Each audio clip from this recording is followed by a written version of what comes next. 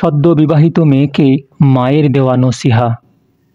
কিছু নসিহা বলছি মা, খুব হৃদয় দিয়ে শুনবে, খুব মনে রাখবে, সবসময় পালন করবে। মা, যেমন পানি দিয়ে সকল অপবিত্রতা পরিচ্ছন্ন করা যায়, ঠিক তেমনি চোখ জলে স্বামীর হৃদয়ের সব অভিমান ধুয়ে মুছে ফেলা যায়। স্ত্রীর মুখের খুন করা হাসিটাকেই স্বামীরা বড্ড বেশি ভালোবাসে। এটাকেই খুব করে অনুভব করে স্বামীরা। স্ত্রী যখন স্বামীকে তার জীবনের অস্তিত্ব রূপে গ্রহণ করবে, স্বামীও তাকে হৃদয়ের রাজ্যে রানী করে রাখবে।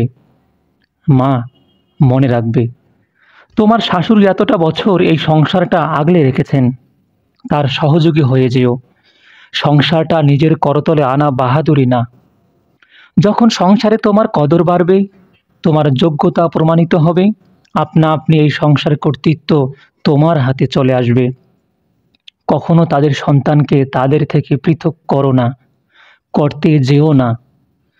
আজ যেই মানুষটাকে তুমি তাদের থেকে পৃথক করবে ভাবছ, তাকে তারাই আদর সোহাগ দিয়ে এত বড় করেছে। প্রতিটি বিপদে তারাই পাশে দাঁড়িয়েছে। তাদেরকে তোমাদের থেকে পৃথক না করে তুমিও তাদের সন্তান হয়ে যেও। দুজনে মিলে তাদের খেদমত করো, তবেই দোয়া পাবে, তোমাদেরও নেক সন্তান মিলবে।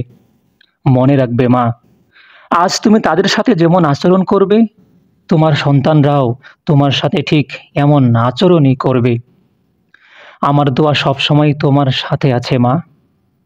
তোমার আচরণের মাধ্যমে তোমার শ্বশুর বাড়িতে তোমার বাবার সম্মান বাড়বে, তোমার মায়ের সম্মান বাড়বে। তোমার আচরণের মাধ্যমে তোমার বংশের গৌরব বৃদ্ধি পাবে। আমার বিশ্বাস, শ্বশুরের মাঝে তোমার বাবাকে তুমি খুঁজবে, শাশুড়ির মাঝে তুমি আমাকে খুঁজে নিবে, আর শাশুড়ির আঁচল তলে মায়ের ভালোবাসা আগলে নিবে। ভালো থেকো মা।